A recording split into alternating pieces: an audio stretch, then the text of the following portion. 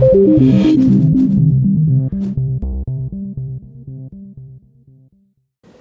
there, my name is Nathan Ball, in-house game designer at AdInMo, and this is episode 6 of our InGamePlay design guide series.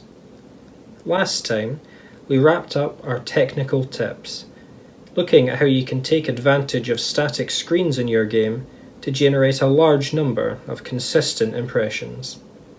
In this episode, we're going to start looking at the other side of in-gameplay ad placement.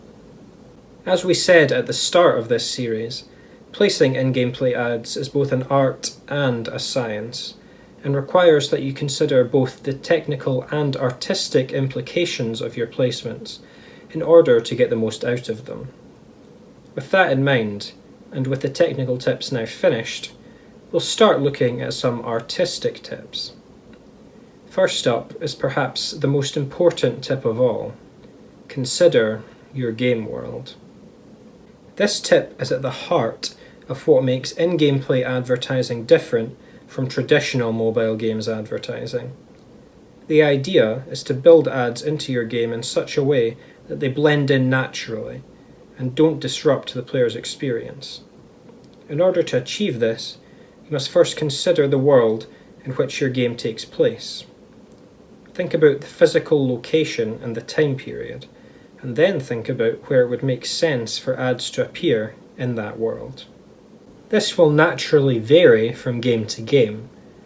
In games with an urban setting, for instance, ads as billboards or on the sides of buildings will make sense, since the player will be used to seeing those in real life. In a similar vein, sports and racing games often feature generic ads along the sides of the track or playing area, as in real life, so swapping those ads out for in-gameplay ads will allow you to generate more revenue while having no effect on the game's presentation or the player's enjoyment. These are fairly obvious examples, but some other settings and genres will require trickier solutions. Where do you place ads in a game set in space, for example? Maybe on the sides of passing spaceships? Maybe on digital screens?